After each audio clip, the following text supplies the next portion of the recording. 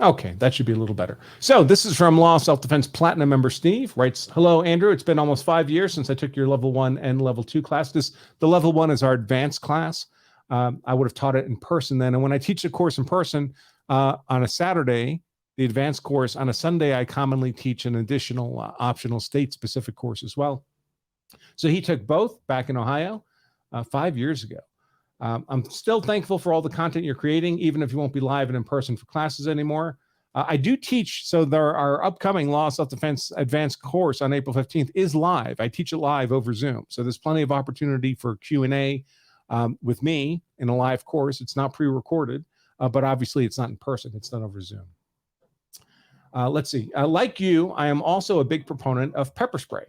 That was solidified even more almost 3 years ago when I took a class on it and went through the exposure to the product. Yeah, that's not much fun. I've done that.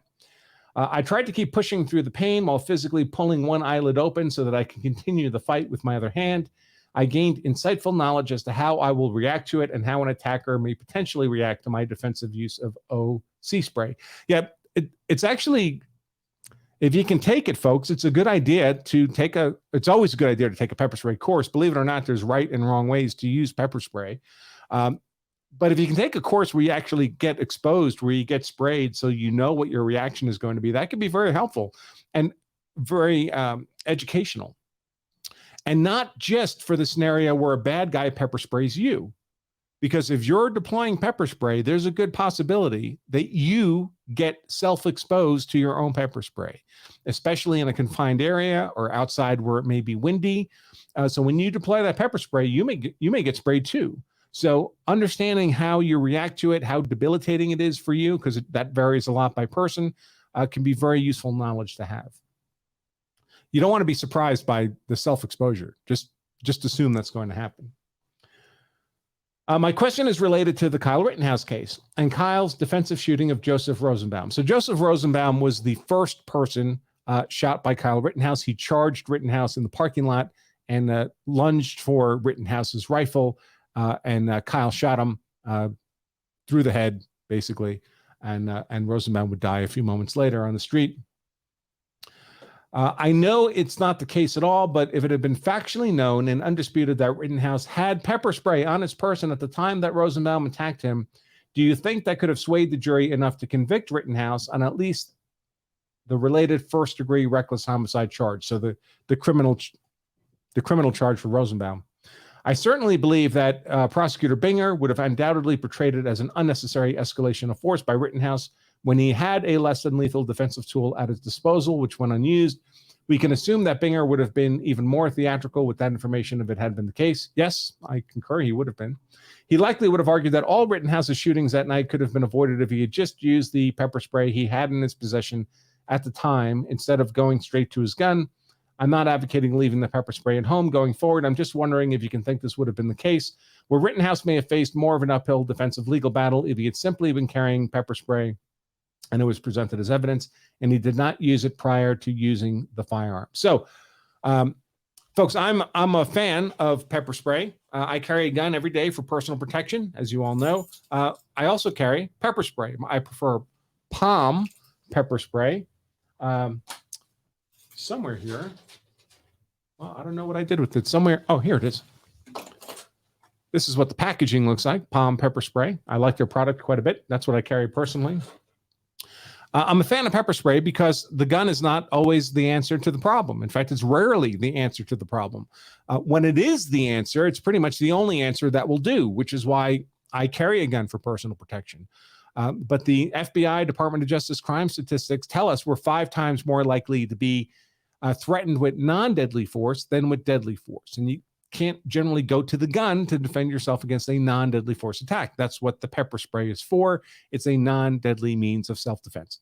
So I urge people to, if you're carrying a gun, if you're not carrying a gun, have some non-deadly means of self-defense. Now, that could be bare hand self-defense. It could be a martial art. It could be pepper spray. It could be, I guess some states allow you to have a taser, although I don't recommend tasers for civilian self-defense. But you don't want to have only the gun, because if all you have is the gun and you get threatened with non-deadly force, well, nobody wants to be harmed even by non-deadly force. And what often happens is when a person only has the gun, They go to the gun when they get scared, even if going to the gun was not legally justified. And then they end up being charged with aggravated assault with a deadly weapon and looking at 10 to 20 years in prison. Whereas if they'd gone to their pepper spray, had they had pepper spray, there would have been no criminal charges at all, almost certainly. And certainly they would have been much lesser charges if there were any. They would have been mere misdemeanor charges as opposed to, decade-long felony charges. So I'm an advocate of carrying pepper spray. Now, does that mean in a scenario like this one that a prosecutor could argue that, well, he had pepper spray, he should have gone to the pepper spray instead of the gun?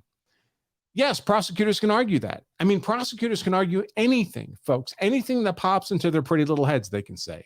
In the George Zimmerman case, the prosecutor famously argued that George Zimmerman not only had a gun, he had a gun with a round in the chamber. As if that was evidence of malice on the part of George Zimmerman, as if that's not a perfectly normal way to carry a gun for personal defense, as if every bailiff in the courtroom also didn't have a round in the chamber in their service pistol, in their holster. So it's a ridiculous argument to have made.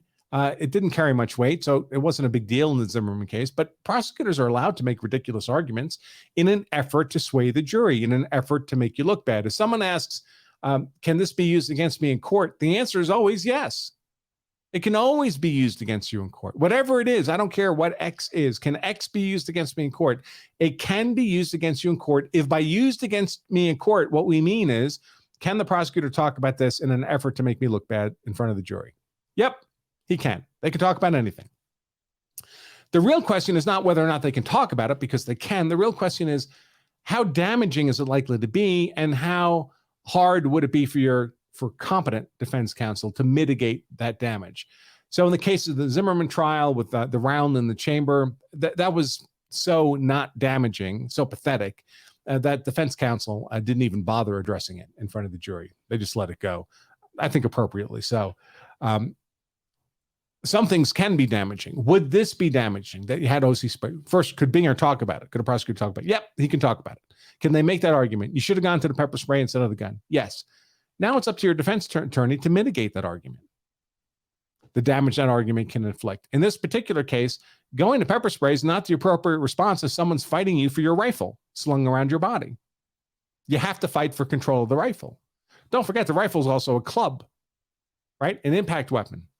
While you're trying to fish your pepper spray out of your pocket, they're beating you to death with your own rifle. And the same with the other attacks on Zimmerman. One person had a gun pointed at him. Another person was hitting him in the head with a skateboard. These are all deadly force attacks that are happening in the moment. And pepper spray is not an appropriate defensive tool to defend against a deadly force attack. That's what things like guns are for. So that would have to be the counter argument. Now, you might say, well, why wouldn't I just leave the pepper spray at home so I don't have to worry about that argument being made? Well, you can do that.